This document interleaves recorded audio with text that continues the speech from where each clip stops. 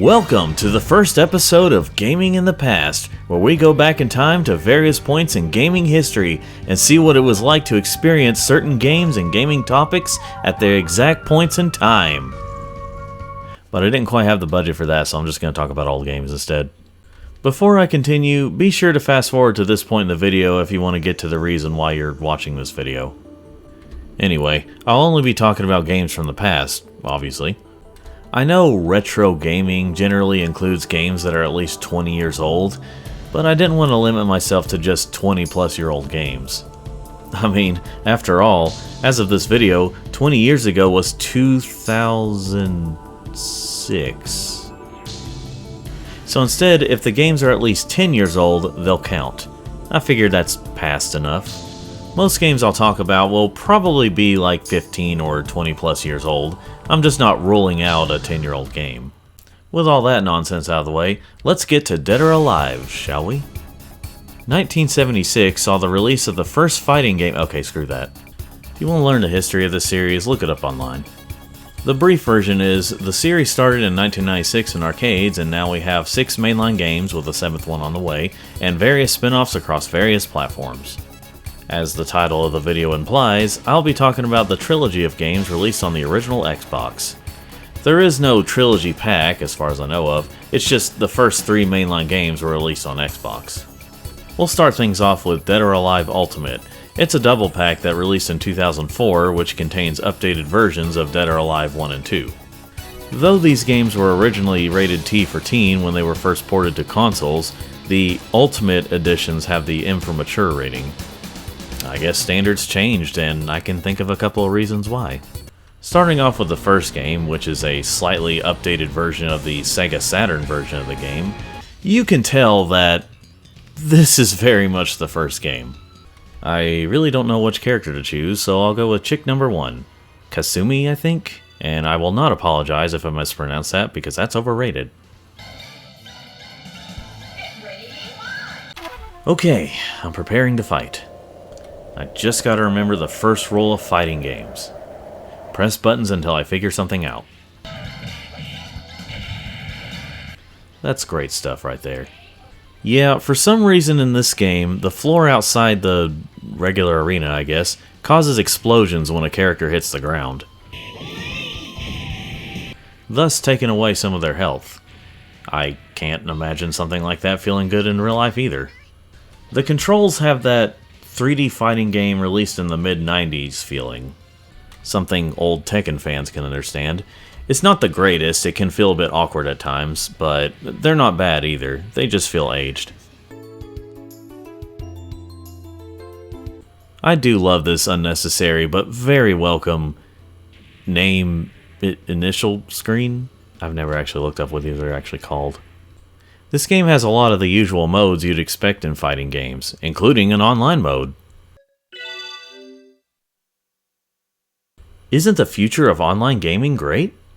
You know, I used to think these games only had females as playable characters before paying closer attention and actually playing the games. I was probably just thinking of the extreme volleyball games. I gotta say, for a Sega Saturn game, these graphics look pretty good and clear. Surely it's got nothing to do with the fact that I'm playing the Xbox version on an Xbox Series X, but who knows? It's interesting to see that in the training mode, you just fight in a simulation room with an AI robot woman thing. This is where I mostly learned about the combos and such. This is also where I asked, why does this game have an M rating again? I looked it up, and apparently it has something to do with sexual themes along with the violence. Even though I've seen worse than this in other fighting games that have the T rating. Yeah, there's jiggly boobs in the game, but it's not like they're naked. The E-rated Sonic Adventure 2 has jiggly boobs in it. Yeah, they're not as revealing and are attached to a cartoon bat, but still.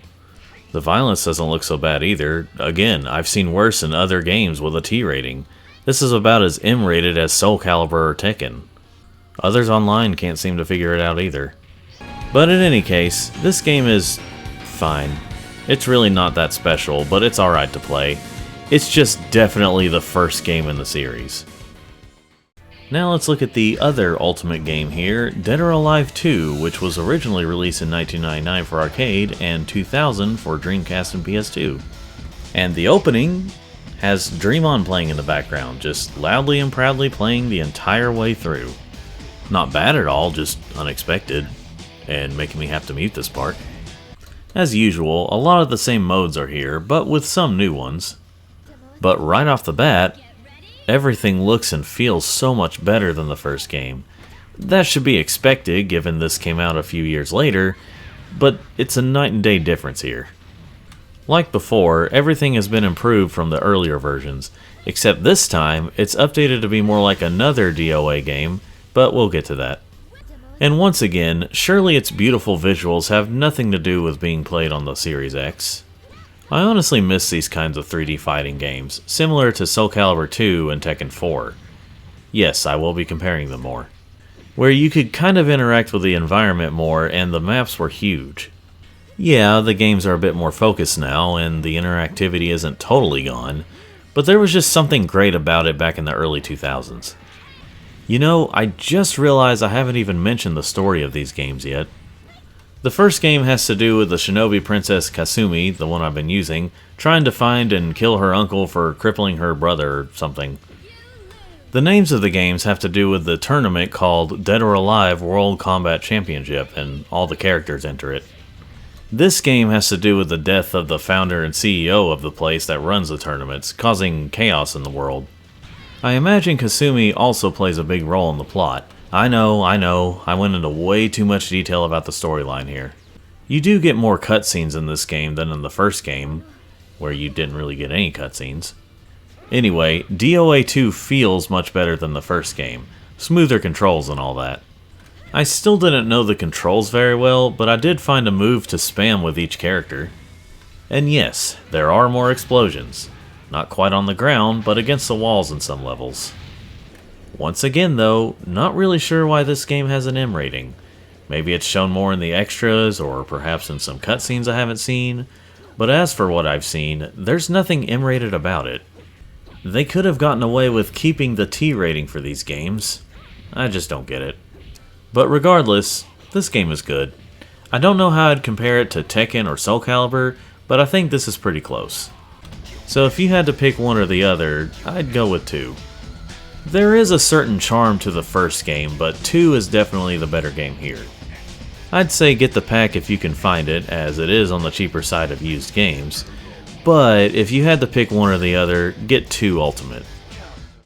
Now for the last game to talk about today, Dead or Alive 3, which was released exclusively for Xbox in 2001. Xbox exclusivity would last for a little over a decade for DOA, when it comes to mainline games that is. And in all that time, the number of mainline games was 2. I'll just get to the game now.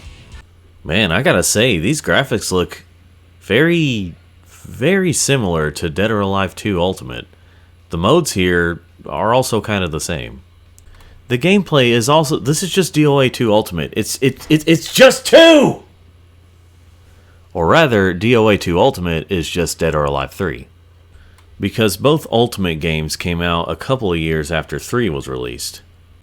While 1 was mainly just a port of the Saturn version, 2 is basically an enhanced remake of the game that borrowed many elements from 3. That's why there's a lot of similarities between the two games, and why 2 Ultimate might look a tad better than 3. Anyway, while a lot of this game is more of the same in terms of characters, modes, and graphics, we do have different levels here. Different enough, at least. The story this time around is there's another tournament and something called an Omega project. Omega shoots at Shadow while Shadow has amnesia. Oh, whoops, wrong game. But anywho, there's not much more to say about this one that I haven't already said about 2. Not that I said a lot about that game either, but still.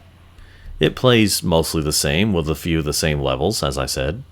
Still has those improved controls, still has those great graphics, still has those explosive walls, everything you'd want in this franchise.